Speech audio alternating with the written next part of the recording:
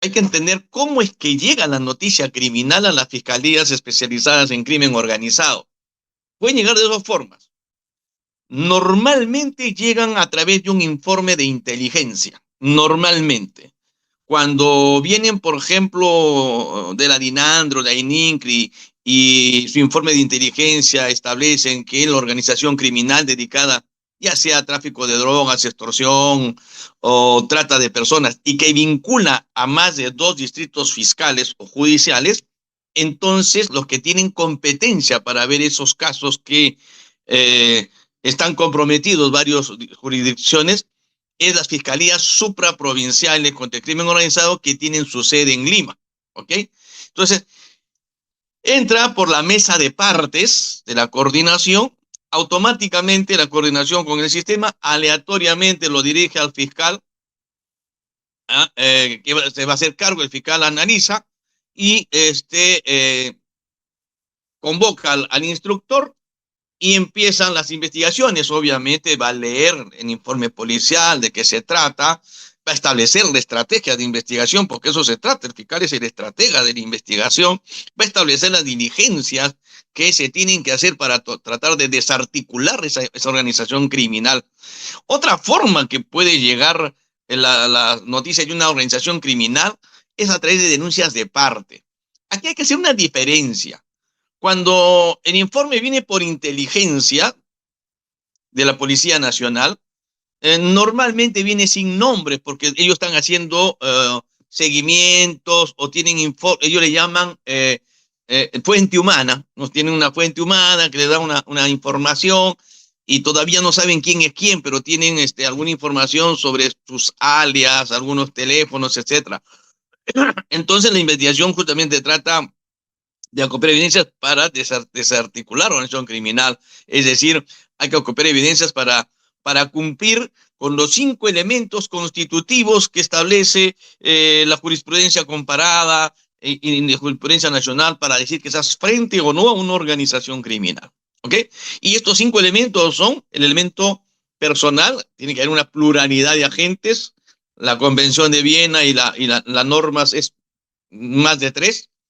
Tiene que haber un elemento funcional, es decir, hay que establecer, hay que recoger evidencias del rol que cumplen cada uno de ellos dentro de la acción criminal. Tiene que haber evidencias de la temporalidad, del elemento temporal, es decir, el fiscal tiene que copiar evidencias para determinar desde cuándo aproximadamente la acción criminal viene delinquiendo, es importante eso.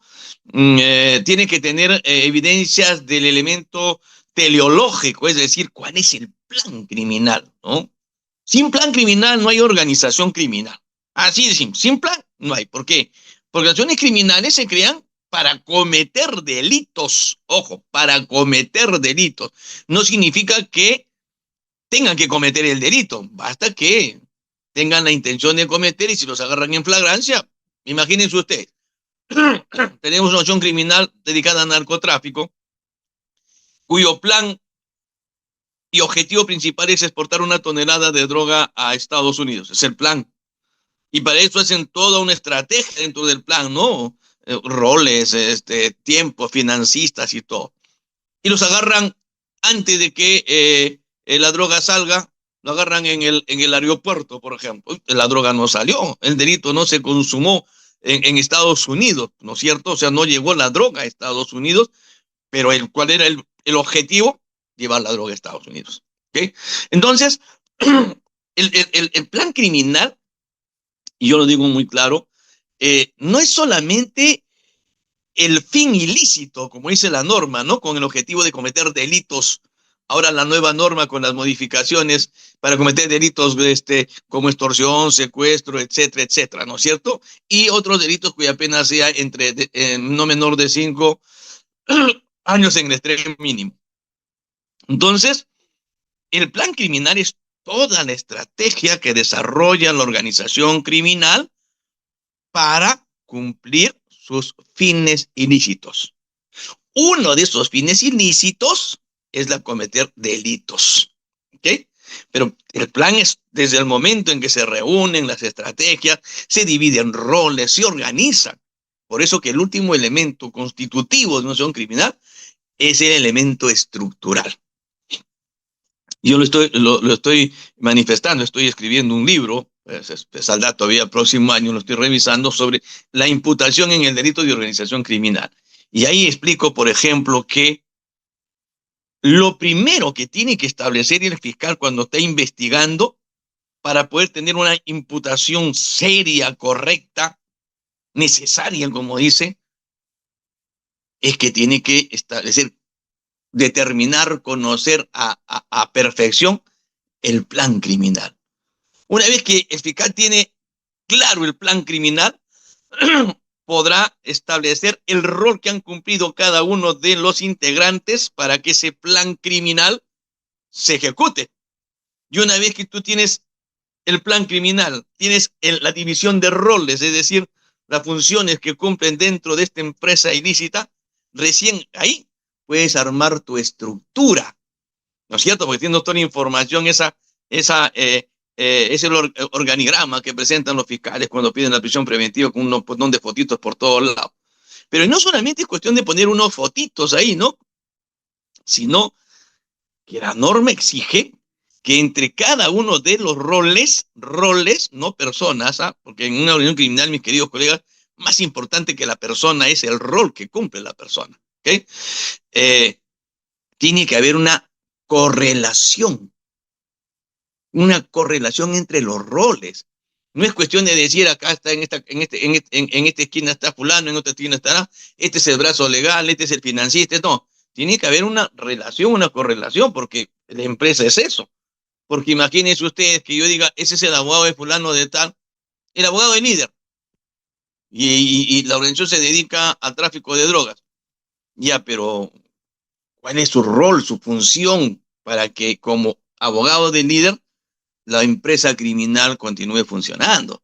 Porque si es abogado de líder en determinado hecho delictivo, obviamente no puede ser miembro de la organización criminal. Además hay que tener mucho cuidado, ¿no es cierto? La Corte Suprema habla de lo que es las conductas neutras. Es muy importante las conductas neutras en lo que es la imputación en organizaciones criminales. Entonces, ¿qué es lo que tenemos que hacer o qué hacemos nosotros para acopiar evidencias contra una acción criminal? Hacemos actos de investigación en etapa preliminar y actos de investigación para acopiar evidencias, ¿ok? Y entonces hay técnicas especiales de investigación. Y si hay técnicas especiales de investigación, entonces hay técnicas que no son especiales. Uno no tendría razón de ser, ¿no es cierto?, para diferenciarlas. Y es que las técnicas tradicionales son las que todos conocemos y se llevan y se utilizan en todos los delitos comunes, como por ejemplo la declaración de los testigos, la declaración de los agraviados, la inspección técnica policial, el recojo de videos, ¿no es cierto? Pericias, recojo de evidencias en la escena del delito, en la escena del crimen, lo que hace un pesquisa, son tradiciones. ¿Por qué? Porque las técnicas especiales, perdón, las técnicas tradicionales sirven para averiguar el pasado, sirven para descubrir la historia, ¿cierto? Por ejemplo, hay un muerto, ¿cierto? Hay un muerto, hay una escena del delito y usan técnicas tradicionales, ¿no? De coger evidencias con el pesquisa, llaman a los testigos, hay cámaras, ¿por qué? Porque yo quiero saber qué pasó, quién lo mató, cuándo lo mató, por qué lo mató, con qué lo mató, ¿cierto? ¿Por qué lo mató? Estoy averiguando algo que ya pasó. Pero cuando tú investigas una organización criminal, no quieres averiguar el pasado. Lo que cuando uno investiga una organización criminal, quiere saber qué está pasando ahorita y qué va a pasar mañana, qué va a pasar en el futuro. Y obviamente, para yo poder determinar qué están haciendo en este momento y cómo lo van a hacer después, las técnicas tradicionales no son suficientes. Entonces, por eso el legislador nacional, siguiendo la tendencia de la Convención de Viena de 1988 y la Convención de Estrasburgo de 1990 y nuestra famosa Convención de Palermo del 2000, ha desarrollado las técnicas especiales ¿no es cierto?, en nuestra legislación interna. Y esas técnicas especiales son el agente encubierto, el agente especial, la remesa controlada, la operación encubierta, el óbice y la escucha telefónica. ¿Ok? La escucha telefónica. En la colaboración eficaz no es una técnica, por si acaso, no es un procedimiento especial. ¿Sirve? Sí, pero no es una técnica, un procedimiento especial. Entonces, ¿para qué nos sirven hay otro tema que quede claro. Las técnicas especiales se utilizan en etapa preliminar. Y antes que me pregunten, porque cada vez que digo esto siempre me preguntan, profesor, ¿y en qué parte del código dice que solamente en la etapa preliminar? ¿La puedo utilizar en la preparatoria? En la preparatoria, ¿ya para qué? Si ya formalizaste, ya descubriste. ¿No es cierto? No tiene sentido. La preliminar, porque además son técnicas de inteligencia que las ejecuta la Policía Nacional con sus servicios de inteligencia, ¿no? Un fiscal pues no se le va a ocurrir ponerlo a sus adjuntos de agente encubierto, ¿verdad? O a sus asistentes de agentes especiales. Imposible poner gente especializada, ¿no? Las remesas controladas lo hacen expertos en temas. Son policías, por eso es que las investigaciones de la Fiscalía contra el Crimen Organizado, de Fiscalía contra el Crimen Organizado y la policía siempre son como un solo equipo, es coordinado, se coordina. Y siempre se hacen en sede policial, obviamente bajo la dirección conducción y disposiciones del fiscal. Entonces, ¿para qué necesitamos nosotros acopiar evidencias en etapa preliminar? Porque estas evidencias que las vamos a ir acopiando con las diferentes técnicas, nos van a servir para revelarnos quiénes son, ¿no? Para revelarnos cuántos son, para revelarnos qué roles cumplen cada uno de ellos, para revelarnos cómo lo están haciendo, para revelarnos cómo lo van a hacer. ¿Ok? Nos van a revelar. Acopio evidencias para revelarme. Una vez que ya me han revelado todo, es decir, ya tengo evidencias para poder sustentar la existencia de acción criminal a través de sus 5 elementos constitutivos, el fiscal, una vez que ha revelado eso, está habilitado para formalizar la investigación preparatoria. ¿Por qué? Porque recuerden lo que dice la Corte Suprema. Para investigar preliminarmente necesitas sospecha simple.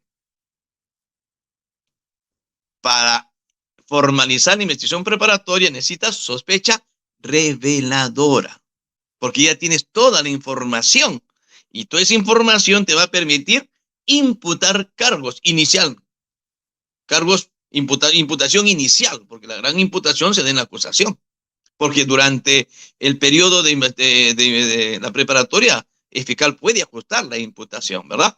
Entonces, esa imputación, y la imputación no es otra cosa que decirle a la persona qué ha hecho y en calidad de qué lo ha hecho, ¿no es cierto? ¿Ha robado o has traficado en calidad de autor, de coautor, de cómplice primario, cómplice secundario?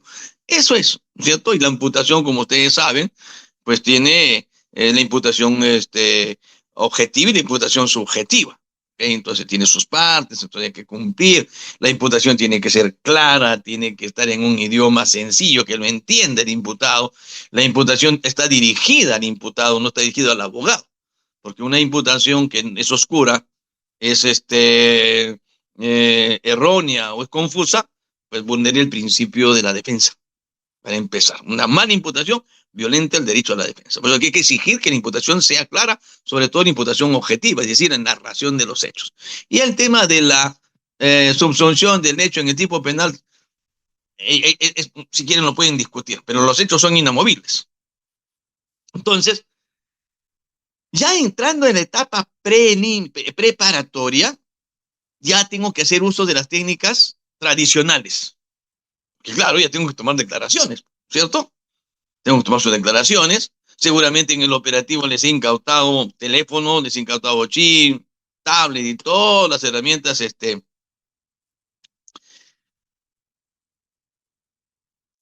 Es muy buena pregunta, ahorita te lo voy a contestar. Eh, entonces, eh, en la etapa preparatoria ya se usa las técnicas tradicionales, como las pericias, por ejemplo, ¿no? Leer los celulares, son técnicas tradicionales. Por eso yo siempre he dicho, para investigar una organización criminal,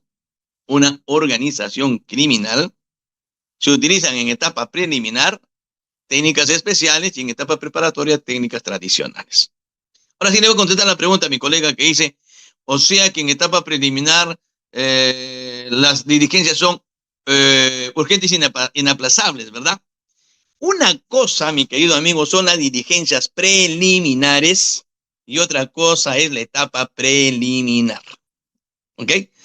Cuando el código habla de diligencias preliminares que tienen que ser urgentes e inaplazables, obviamente el legislador se refería a los delitos flagrantes, pues homicidios, sicariatos, que lo tienes que hacer en 48 horas. Pero la naturaleza de la investigación contra una acción criminal, obviamente, no es la que nosotros comúnmente conocemos. Y claro, en etapa preliminar, a través de las técnicas especiales, estas diligencias también son urgentes e inaplazables, pero eso no significa que lo vas a hacer en 48 horas, te puede demorar un año. Por ejemplo, es urgente e inaplazable eh, interponer, interceptar los teléfonos. Es urgente e inaplazable, una diligencia inaplazable, porque tienes que escucharlo. Y puedes estar escuchándolo un año si quieres, ¿cierto? Porque la organización se va moviendo. Es urgente e inaplazable poner un agente encubierto, introducir, infiltrar en una organización criminal. Claro que sí. Y ese agente encubierto puede estar medio año ahí infiltrado, porque va a recoger todas las evidencias, porque todo lo que hace la organización criminal, recuerda, está en flagrancia permanente. ¿Mm? Las organizaciones criminales están cometiendo delitos en forma permanente. Todos los días cuentan el delito. ¿Ok? Entonces, sí, claro. Por eso, y yo siempre he escuchado eso, ¿no? ¿Cómo es posible que los fiscales digan que un año van a tener urgentes inaplazables? Sí, pues un año, porque es urgente inaplazable. Pero la naturaleza de la organización criminal no es lo mismo que la naturaleza de una banda, por decirlo así, que es más pequeña, ¿verdad? O de un delito común. Entonces hay que tener en cuenta eso, ¿ok? Entonces no confundan eso cuando ustedes hablan de diligencias urgencias inaplazables, solamente piensan en el delito flagrante, el homicidio, el sicariato. No, en acción criminal, estas son urgentes inaplazables, claro que sí, pero su acopio demora mucho más, porque estás frente a una empresa criminal, no estás frente a un... A ver, Yesenia, si el fiscal solo imputa a dos personas y que estos dos... ¿Podría repetírmelo? Se me fue el... Yo le voy a rogar algo, mis queridos colegas. A mí me gusta mucho conversar en vez de hablar. ¿Qué les parece si abren sus micros? ¿Sí? ¿Qué les parece si abren sus micrófonos o los organizadores permiten abrir los micrófonos y lo conversamos mejor? ¿Sí? ¿Se puede o no? Claro que sí, doctor. Ya activé los micrófonos para que le puedan Activan los comentar. micrófonos porque cuando aquí aparecen escritos se borra rápido. Y hay preguntas muy, muy interesantes, ¿no? Que los podemos reflexionar. Así que, listo para sus preguntas. A ver, vamos. Bien, doctor, le voy trasladando mientras que se van animando los colegas una Sí, pregunta por muy favor, a ver, había interesante. una Sí, pregunta ahí en el chat. sí, nos dicen, doctor, buenas noches. Se menciona que la imputación debe ser clara y sencilla para no vulnerar el derecho a la defensa. ¿Qué pasa cuando a lo Sí. largo del proceso cambian el tipo penal? Suceso que se manifiesta en los delitos de organización criminal. Mira, el tipo penal puede cambiar. Lo que no van a cambiar son los hechos. Los hechos son inmutables. ¿Ok? Eso sí, eso no puede cambiar. La norma tendrás que ajustar los hechos a la nueva descripción de la ley.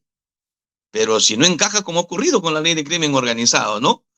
Porque en la primera modificación, cuando pedían, por ejemplo, que la organización criminal tenía como objetivo final el control directo, indirecto, tomar el control, decía, directo, indirectamente de la cadena de valor, es un concepto tan amplio, tan confuso, y además un concepto de carácter económico, que era casi imposible, pues, poder subsumir la conducta, por ejemplo, de un extorsionador. Hay organizaciones criminales de extorsionadores, por si acaso, ¿no? Entonces, imagínate cuál es la cadena de valor en las extorsiones, por ejemplo, ¿no es cierto? Entonces, sí, Es complicado, pero los hechos se tienen que... Bueno, gracias a Dios ya el Congreso de la República dio un marcha atrás y ya quitaron esa guachafería del tema de la cadena de valor. Entonces ahora ya lo han transcrito tal y conforme dice la convención, así que por ahí no perdamos nuestras esperanzas de seguir luchando contra el crimen organizado. Pedí otra pregunta ahí escrita, por favor. No, Sí, no, no sí, lo capté, doctor. se Acá borró. nos dice, doctor, ¿existe normativa que establece el procedimiento para para la realización de las técnicas especiales? Claro, existen protocolos, eso no está en la norma. Hay protocolos que ha firmado la Fiscalía de la Nación con la Policía Nacional hace muchísimos años. Por ejemplo, tenemos los protocolos de agente encubierto, remesas controladas, hay un protocolo de las escuchas telefónicas, hay protocolos de levantamiento del secreto de las comunicaciones, hay protocolos de cómo se interceptan los teléfonos, hay protocolos que se tienen que cumplir, hay protocolos de lobby. Aquí hay algo muy importante, antes que me olvide, porque hoy día tuve una audiencia en Lima Norte, virtual, gracias a Dios, y los abogados, ayer, hoy día, no me acuerdo dónde fue, y estaban cuestionando los óbices. ¿Por qué cuestionan los óbices? Hay que tener mucho cuidado, porque las últimas normas, no recuerdo el número, no me preguntan a mí números de normas, no me lo grabo, pero las últimas legislaciones que han salido exigen al fiscal que cuando acopia el óbice, o sea, el informe de inteligencia con la fotografía, los videos, audios en el seguimiento, estas óbice tienen que ser convalidadas por el juez. ¿Ok? Por el juez.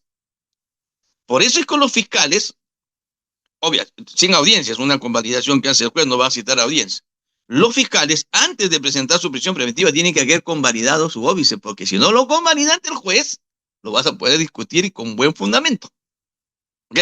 Pero una vez que está convalidado por el juez, ya te olvidas, porque en juicio oral el fiscal la tiene más fácil, porque ya está convalidado por el juez judicial. ¿Te das cuenta? Ya no tiene nada que discutir, que es ilegal, que es prohibido. Pero sí, hay muchos fiscales que todavía no se acostumbran a este trámite previo, y he visto en algunos casos donde el abogado no estaba discutiendo que el óbice no había sido convalidado.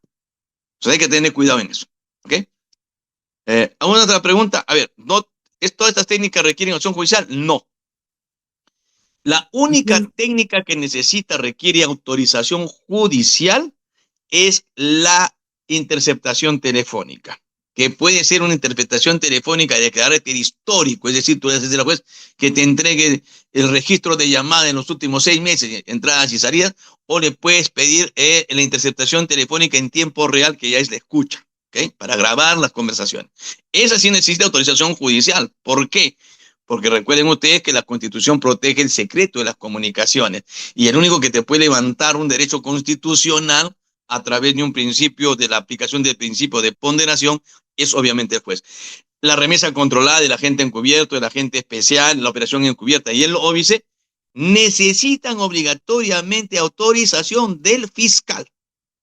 La policía no puede, y lo repito, no puede ejecutar estas técnicas si no tiene mandato del fiscal. Y con todos los cambios que han hecho, menos mal que eso no lo tocaron.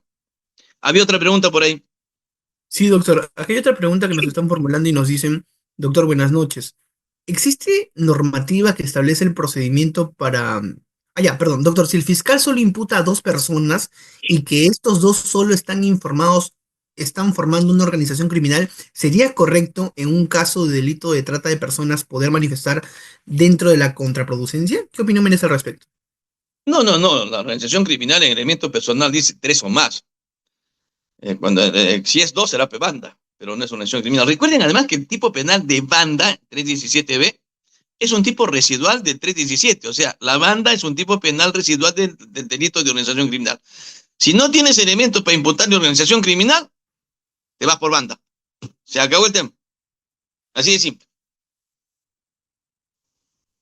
Bien, Otra. doctor, acá nos dicen también, sí, nos dicen, doctor, buenas noches. ¿Cómo se puede calificar a un grupo de funcionarios en una entidad pública que se dedican a traer personas de dudosa reputación para que acusen y presenten pruebas ilícitas, o sea, falsas, sin pericia, sin cadena de custodia, sin dictámenes periciales, para acusar a funcionarios y se las remitan a fiscales eh, amigos y un juez que trabajó de COFOPRI? Esto sucede en COFOPRI y la Procuraduría de COFOPRI está siendo parte de este complot.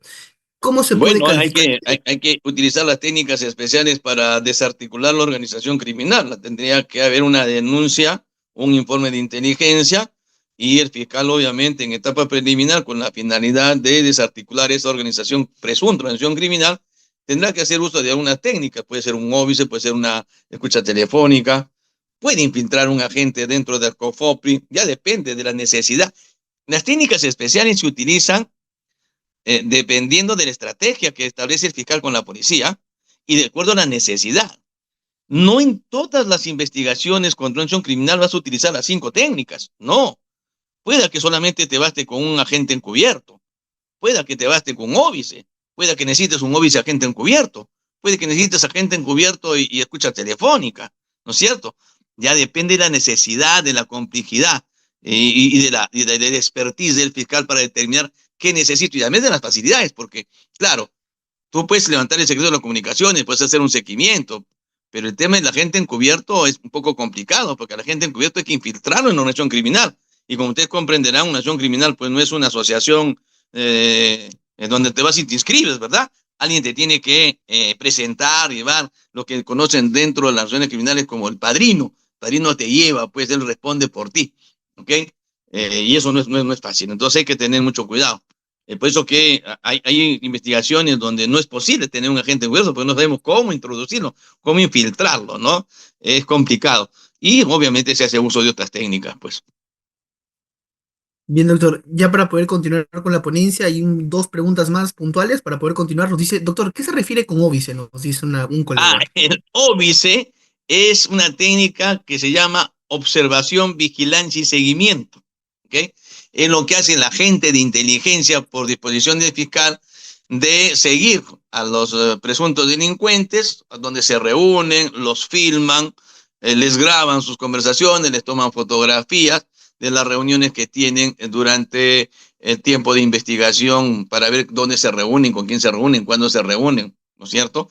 Ese es el óbice, ese seguimiento, observación, vigilancia y seguimiento, ese es óbice. Y esos óbices se plasman en un informe de inteligencia. Y ese óbice tiene que ser convalidado por el juez. No se olviden de eso, eso es importante. ¿Okay? Frente de los establecimientos penitenciarios.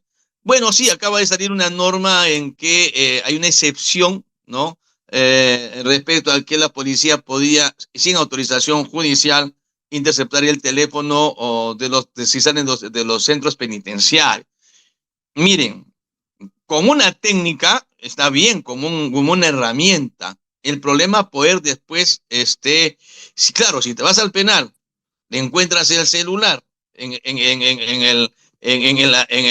su celda, pues ya lo hiciste. Pero si no encuentras el celular, ¿cómo imputas que esa llamada la recibió desde el penal? Ah, no, por la geolocalización. Sí, pero el problema de la geolocalización es que la geolocalización no te dice exactamente que la llamada salió del penal, sino te da un circuito que puede ser una casa cercana.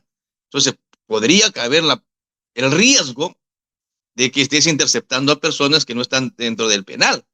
Y eso sí sería una prueba ilícita, pues, porque tú no puedes levantarle el secreto de comunicaciones sin mandato judicial. Pero si dentro de la investigación llegan a determinar que la llamada está saliendo de un penal, para adelante, ¿no? Porque es un buen instrumento. Bien, doctor, acá nos dicen la última pregunta para poder continuar con su explicación. Nos dicen, doctor, ¿qué pasa si esas técnicas especiales vulneran derechos fundamentales como la intimidad, como la intimidad? ¿Serán actividades estos elementos posiblemente probatorios? Justamente ahí tenemos nosotros que tener muchísimo cuidado, ¿ok? Muchísimo cuidado porque en la utilización de técnicas cabe la posibilidad de vulnerar derechos fundamentales. Por eso es que el fiscal tiene que ser muy cuidadoso que cuando aplica, por ejemplo, el tema de los seguimientos, estos seguimientos tienen que estar dentro de lo que establece la ley. Por ejemplo, tú no puedes grabar a nadie ni filmar a nadie dentro de un inmueble porque eso está prohibido. O sea, por ejemplo, si yo tengo mi agente encubierto, ¿ok? Y mi agente encubierto dice, ¿sabes qué? Vamos a reunirnos en una casa en la planicie con fulano y fulano. Pero ya el agente de inteligencia que va a ser el lobby ya no tiene acceso al interior del inmueble. Y yo no le puedo decir a mi agente encubierto, ¿sabes qué? Llévate una camarita, ¿no es cierto? Una camarita chiquita y grábalos, porque si él los graba, dentro del inmueble o les graba tanto imágenes como voz dentro del inmueble sin autorización judicial, esa prueba es ilícita. Entonces, ¿qué hacemos nosotros? El agente encubierto nos da esa información y nos da información. Mañana se van a reunir. La policía inmediatamente hace el informe al fiscal para que el fiscal vaya donde el juez y el juez autoriza que el agente encubierto dentro de ese inmueble pueda grabar tanto voz como imágenes.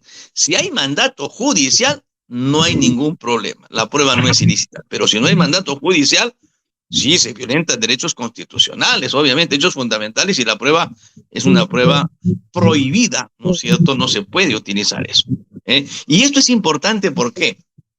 Porque recuerden que el acuerdo plenario, si no me falla la memoria, creo que es el 8 o el 10 del 2019, que sacaron como 10 plenarios, la Corte Suprema establece criterios sobre la adquisición o el acopio de imágenes, fotografías y videos a través de los drones y a través de la vía satélite. Porque el dron está de moda, ¿no? Te ponen un dron en tu casa, te filman y tú ni cuenta te das, ¿verdad? Entonces, la Corte Suprema ha establecido parámetros, ¿no? Primero, que no se puede violentar derechos constitucionales. O sea, no, tú no puedes. Imagínense ustedes que digan que van a ir a la casa en La Molina, que va a ir a una fiesta, y la fiesta va a ser en el jardín, que el jardín de la casa de La Molina es grande, y ahí van a estar todos, y ahí van a estar todos los nachos, ahí ya está. Entonces el policía dice, ahí van a estar, es el informe que yo tengo, le meto un dron a 200 metros, ni con la música ni cuenta se van a dar, ¿verdad? Pero el dron tiene unas cámaras tan potentes que puede sacar hasta qué color es tu anillo de bodas, ¿cierto? Y puede captar imágenes, y puede captar a voces, pero está grabando dentro de un domicilio. O sea, el hecho de que no tenga techo de jardín no significa que sea un parque. Esas imágenes se prueba prohibida. Si necesitamos hacer eso, tenemos que pedir mandato judicial. Y entonces la Corte Suprema dice justamente eso, ¿no? Hay que tener mucho cuidado en no vulnerar estos derechos constitucionales. Y además es importante estos plenarios porque la Corte Suprema ya ha establecido que las imágenes que se acopian a utilización de drones y de la vía satélite ingresan al proceso judicial o al proceso penal si quieren, como eh, como prueba documental. En consecuencia, eh, en juicio oral, la parte, si lo quiere, tiene que llamar al jefe de inteligencia que firmó el informe para que explique cómo es que llegaron y cómo llegaron esas imágenes al proceso. Entonces, sí, hay que tener muchísimo cuidado con el tema de no vulnerar derechos. ¿Okay? Eso es fundamental. ¿Okay? Entonces, el acopio, pues, de las evidencias se hacen a través de estas 5 técnicas especiales o 6 técnicas especiales. Recuerden, solamente necesitamos mandato judicial si vamos a interceptar las comunicaciones o se van a grabar reuniones, tanto video y voces, en interior de un inmueble. Si, por ejemplo, los narcos o los tratantes se van a un cine y se reúnen ahí, campo abierto, no hay ningún problema, un restaurante, un café, lo que usted quiera. ¿Ah? Pero dentro de un inmueble, no. ¿Okay? Entonces hay que tener bastante cuidado con eso. Y el agente encubierto es diferente al agente especial, porque el agente encubierto es un policía. ¿Okay? Es un policía. El agente especial no es un policía. El agente especial puede ser y tiene que ser un civil. ¿Ok? Pero normalmente y en la práctica, mis queridos amigos,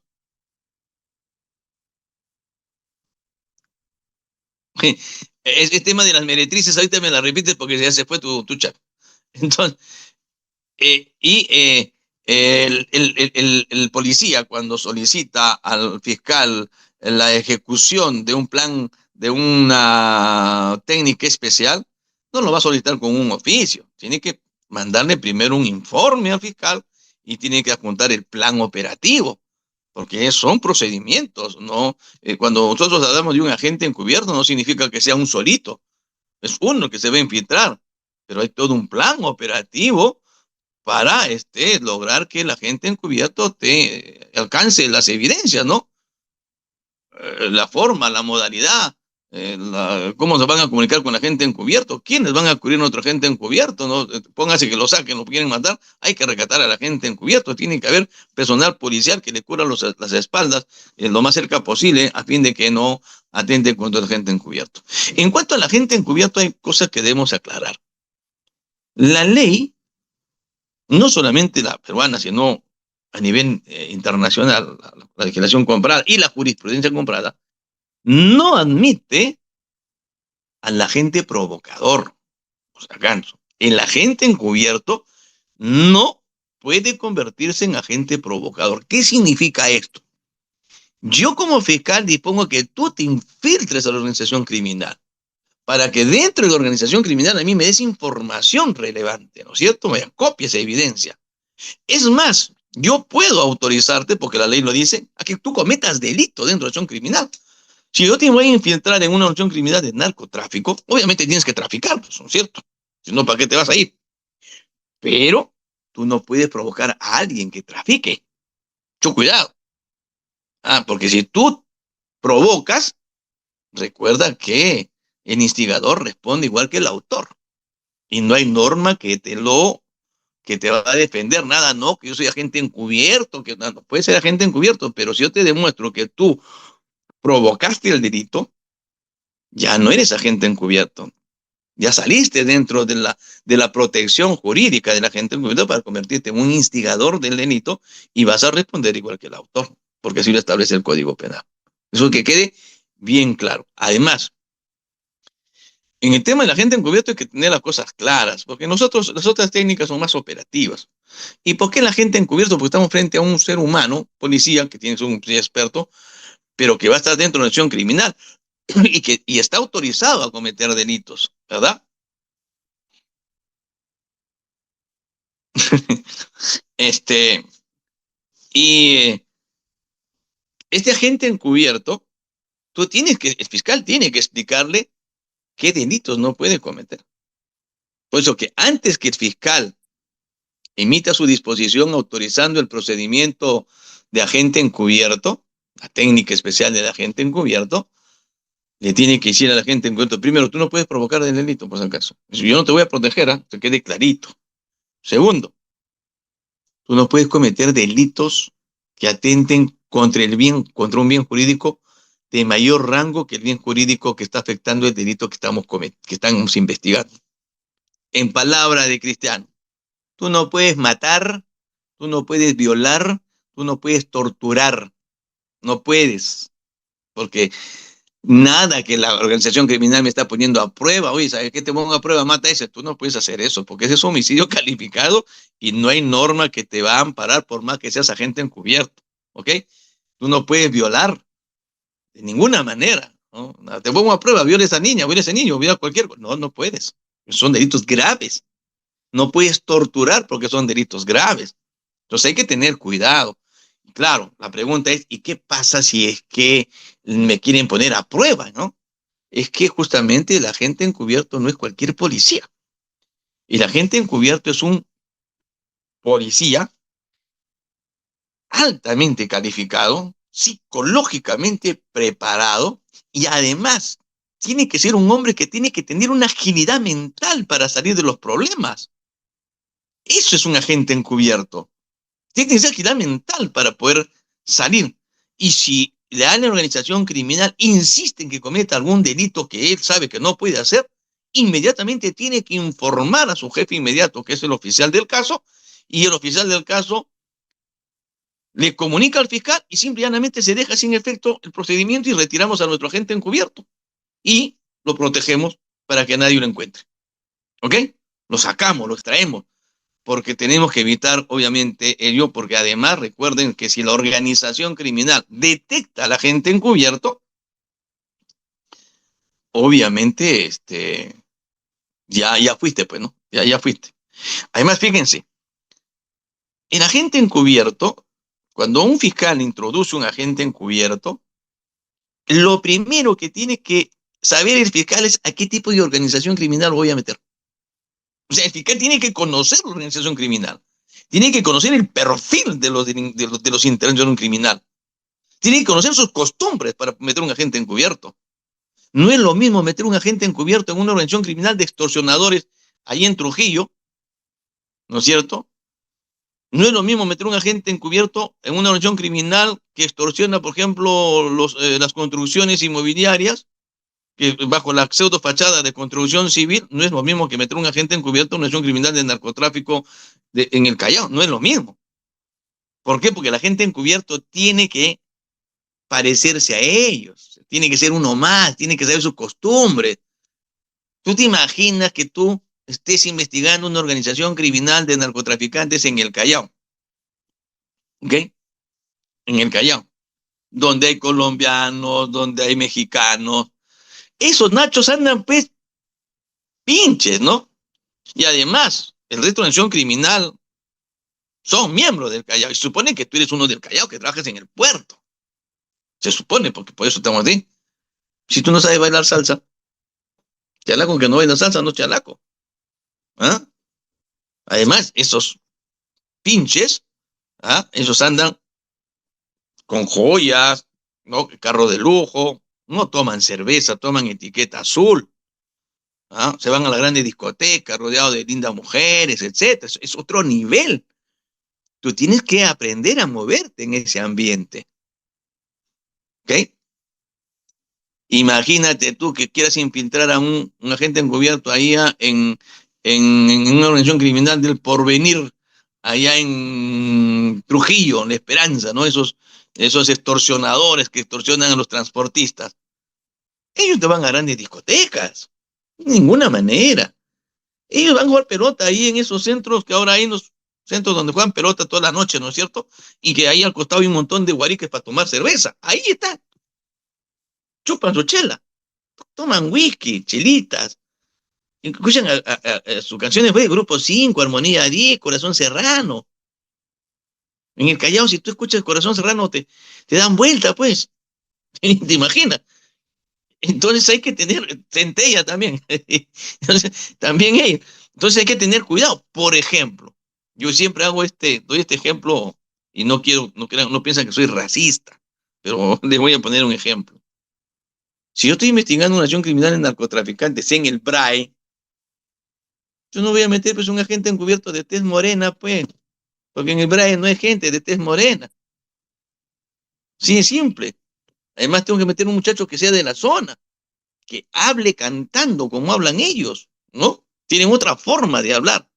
Tienen que conocer su jerga, porque todos tenemos jerga, los fiscales tenemos jerga, los abogados tenemos jerga, los delincuentes tienen jerga, los narcotraficantes, la jerga del narcotraficante es diferente de la jerga del extorsionador, la jerga del que extorsiona construcciones civiles es diferente a la jerga del que extorsiona transportistas, es diferente la jerga.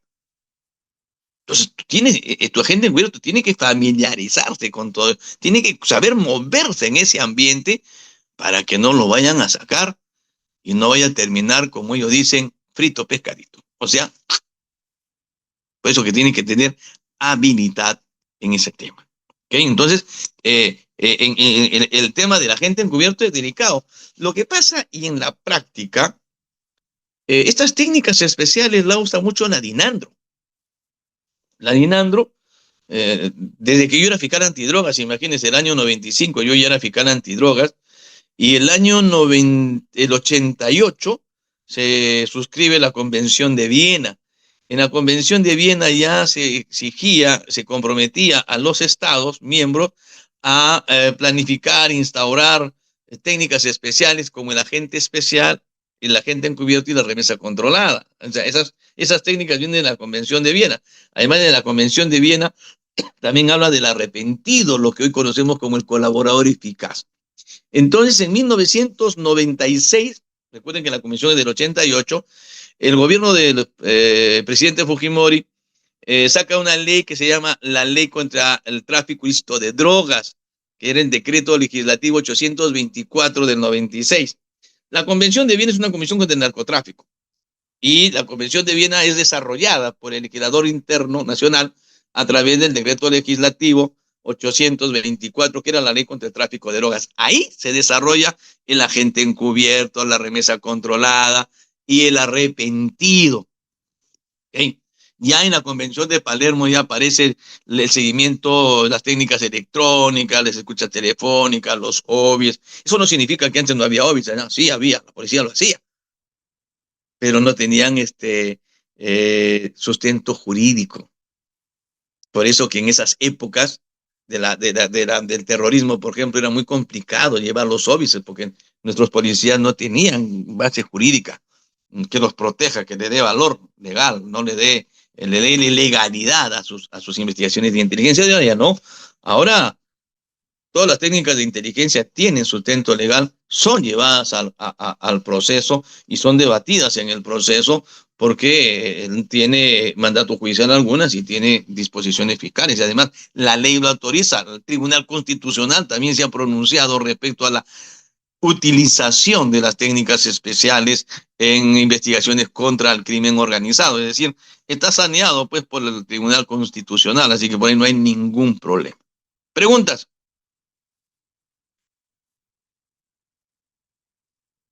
Por ahí había visto un par de preguntas, se me escaparon.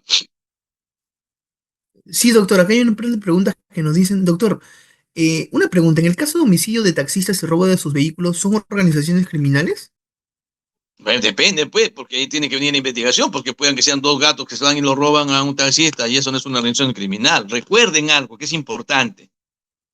Para que tú digas que estás frente a una organización criminal, tienes que determinar los 5 elementos: pluralidad de agentes, división de roles, permanencia en el tiempo, plan criminal y estructura. Tú puedes tener 100 integrantes, pero el hecho que haya pluralidad no significa que haya organización, por si acaso. Mucho cuidado. Para que haya organización se tienen que dar los 5 elementos. Si falta un elemento, no hay organización criminal. Como dice el maestro Prado Sadarriaga, será una banda. ¿Tan claro?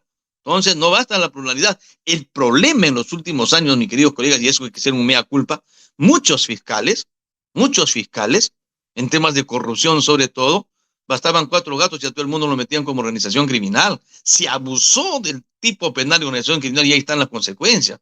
Como se abusó de la prisión preventiva. Yo no estoy de acuerdo en eso. Yo soy fiscal. Yo tengo mi último libro, es la prisión preventiva en el marco de crimen organizado, y yo digo claramente en mi libro, la prisión preventiva es el último recurso que debe utilizar la Administración de Justicia para asegurar al delincuente en el proceso. El último recurso. Es excepcionalísimo porque se está en juego la libertad de una persona. ¿Ok? Si yo puedo asegurarlo al proceso con las otras medidas, como una comparecencia con restricciones, un impedimento de salida, un arresto domiciliario, si quedan las características que sigue la ley, pues yo tengo que priorizar estas medidas de coerción personal porque son menos gravosas. Y eso es importante. Entonces, lo que ocurre es que lamentablemente en los últimos años, y hay que reconocerlo, el Poder Judicial y el Ministerio Público, a la excepción, la convirtieron en regla, ya todo el mundo lo metieron en cana, ¿verdad? Entonces eso también ha tenido como consecuencia estos cambios normativos, pues. O sea, como yo siempre digo a los fiscales, nosotros eh, solitos nos hemos hecho los méritos necesarios, jueces y fiscales, para que los congresistas, aprovechándose de eso, saquen estas normas, ¿verdad? Porque aquí también juega un papel importante el juez, porque recuerden ustedes que las medidas coercitivas están bajo el principio rogatorio, es decir, el juez no lo da de oficio, lo da requerimiento del fiscal, pero eso no significa que el juez sea mesa de parte del fiscal, pues no, pues tiene que valorar si se dan los elementos, los requisitos, los presupuestos de la prisión preventiva, y lo más importante, que nunca se debate en audiencia, la proporcionalidad. Yo voy a audiencias en apelación y los abogados pierden minutos importantes en su alocución con los graves y fundados elementos de convicción. En información criminal, el fiscal va a tener cantidad de elementos de convicción, muchachos, no ni se preocupen. Va a tener escucha telefónica, va a tener óbices, tener de todo. Por eso que ha trabajado con una técnica especial. ¿Para qué discuten las evidencias? ¿No es cierto? El gran debate en una prisión preventiva es el peligro procesal. Ese es el gran debate. El fiscal tendrá que probar que hay peligro procesal, ya sea de fuga o de obstaculización, y la defensa tendrá que decir lo contrario, ¿verdad? Y el segundo gran debate es debatir si la medida es proporcional, si la medida es urgente, si la medida es necesaria, si la medida es idónea. Ahí se tienen que preparar los abogados para discutir, tener éxito en lo que es un debate en la prisión preventiva ante el órgano jurisdiccional.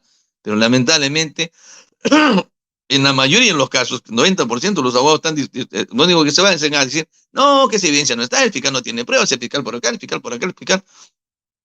Y ahí no pasa nada. O algunos abogados que se quieren dar de muy cultos en derecho, lo único que hacen es repetir casaciones, acuerdos plenarios.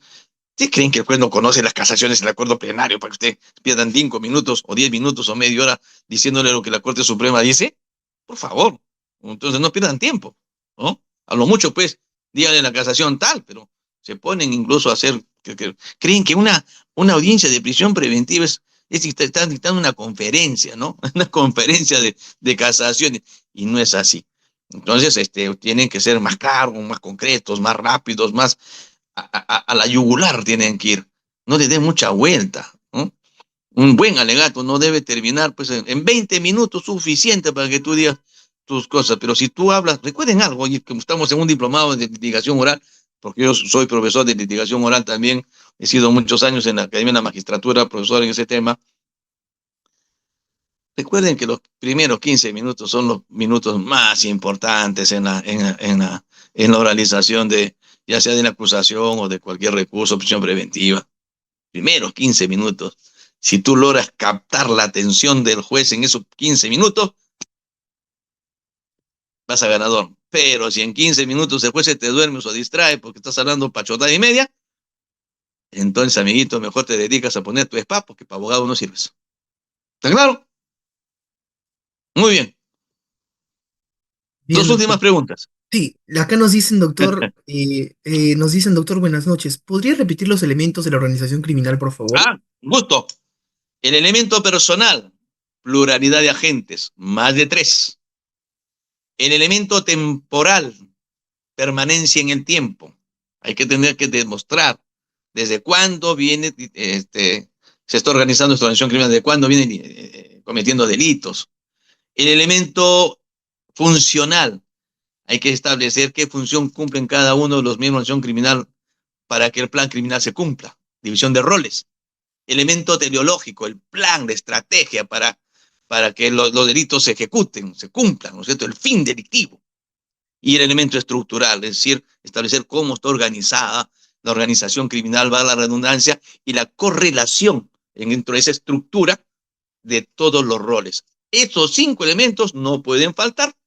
Si falta un elemento, no hay organización criminal, por si acaso.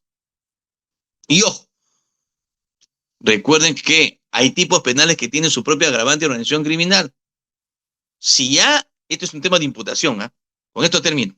Si ya el tipo penal, por ejemplo, de extorsión, de robo agravado, de tráfico de droga agravado, ya tienen dentro de su estructura morfológica el tipo penal su propia agravante de organización criminal, por ejemplo, dice, el tráfico ilícito de drogas, 296, agravantes, 297, inciso 6, que se haya cometido por una pluralidad de agentes o como integrante de organización criminal. Ya tienes el agravante ahí. Te olvidas del 317. El 317 lo vas a utilizar cuando la organización criminal cometa delito, pero el delito fin no tenga agravante de organización criminal. ¿Ok? Y ahí te vas en concurso real heterogéneo. ¿Está claro? Muy bien. Bien, doctor. Acá nos dicen la última pregunta, como usted Sí, sí, sí, mencionó. encantado de la vida. ¿Cuál fue el debate sobre la reconceptualización de la organización criminal por parte del Congreso? Ninguna. El Congreso tuvo que retroceder porque el pueblo peruano salió a tomar la bancada y hubo una marcha. Lo que pasa es que no debatieron ni para modificarlo ni para retroceder. Eso simplemente tuvo una, y lo digo aquí porque estoy en un tema académico y tengo la libertad de cátedra además. La intención del Congreso con esta norma, donde cambian las estructuras del tipo penal de acción criminal, fue simplemente cubrirse para que no caigan dentro de los marcos de acción criminal los delitos de corrupción de funcionarios. Así de simple. Para eso así, lo que pasa que lamentablemente ellos creen en su escasez eh, legislativa, en su falta de conocimiento de la problemática de la criminalidad organizada, creen que la criminalidad organizada es solamente corrupción de funcionarios. Y cree que los únicos que investigan organizaciones criminales son los fiscales de anticorrupción, los fiscales de la Bajato, los fiscales de FICOT. Y las normas que van dirigidas a ellos. Se olvidan que de la gran criminalidad se olvidan de los narcotraficantes, de los tratantes, de la minería ilegal. Y ahí vienen los problemas. Entonces no ha habido ningún debate, o sea, no han dictado una norma para enfrentar al crimen, sino para cubrirse. Y ahí estamos. Igual que la detención preliminar, que hasta ahorita no la restituyen. ¿Ah? Entonces hay que tener mucho cuidado en eso. Bien, doctor. Ahora yo tengo una última pregunta como moderador de la clase, muy Claro que interesante. sí. Esperemos que sea muy académica este tema sobre las reformas que se vienen dando. Doctor, un tema muy puntual que se ha podido debatir ha sido el tema de la reforma de la ley 31230 y también la conducción tanto jurídica como operativa del Ministerio Público y también de la Policía Nacional del Perú. En ese concepto, doctor, ¿cuál ha sido el posicionamiento que se ha podido mantener tanto por el Ministerio Público y también tanto por la policía? Porque entendamos algo muy evidente.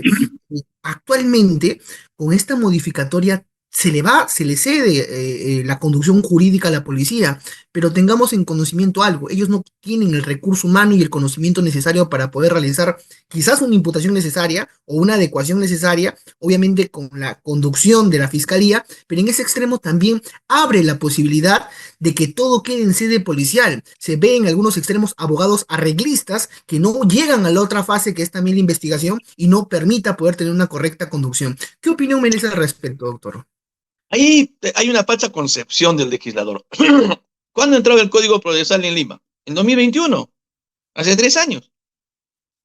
Antes estaba el Código de Procedimientos Penales, ¿no es cierto? Entonces no pueden decir pues que en Lima los fiscales han estado dirigiendo, llevando a cabo las investigaciones solos. La investigación tiene que ser, yo tengo una posición ahí. Cuando uno investiga, tiene que investigar en equipo. Y tiene que investigar el fiscal como estratega, con la policía como el tema operativo, ¿cierto? Los dos tienen que ser un equipo. Aquí no tiene que haber protagonismo, que yo quiero investigar y no quiero investigar. Dígame, esa ley que le da las facultades investigativas a la policía, tiene artículos que son muy buenos. O sea, no todo es malo ahí. Pero hay un artículo que es inconstitucional, flagrantemente inconstitucional, la modificación del 322 del Código Procesal, que dice que la policía tiene iniciativa propia para investigar, contradiciendo y ustedes leen la norma, la 32.130, ese artículo, esa modificación, contradice los otros artículos de la misma norma, porque la propia norma dice que el fiscal es el que dispone de la investigación preliminar. En la misma norma dice que el fiscal dirige la estrategia de investigación. Y sin embargo, una norma dice, no, la policía por iniciativa propia puede hacer una investigación. O sea, sin comunicarle nada al fiscal. El problema es operativo. Porque claro, yo como abogado, imagínense, como abogado, me llega una notificación de la policía donde me dicen a mi cliente, te estamos investigando por estafa, ¿no es cierto? Por ejemplo. Y acérquese para su declaración. ¿Qué hace el abogado? Papiros actuados, porque ese es su derecho, ¿no? Para yo poder defenderme, previamente deme copia de los actuados. ¿Qué es lo primero que va a revisar el abogado? Oiga, ¿dónde está la disposición del fiscal que ordena la investigación preliminar? No, no, acá no necesito, porque aquí la ley dice que yo tengo iniciativa propia. Ese artículo. Pero la conducción dice, el fiscal conduce desde el inicio. Ese artículo es inconstitucional. Tu propia norma dice, el fiscal dispone de diligencias preliminares. O sea, este artículo es contradictorio al otro. En consecuencia, todas las evidencias que acopie la policía sin la participación, sin la dirección del fiscal, es evidencia ilícita. Simple. Segundo, y con esto termino, operativamente la pobre policía pues no tiene los recursos logísticos ni de personal capacitado para hacerse cargo de 30.000 inspecciones. Eso no significa que la fiscalía sea la panacea. Hay que ser mea culpas también. ¿Okay? La fiscalía tampoco cuenta con recursos.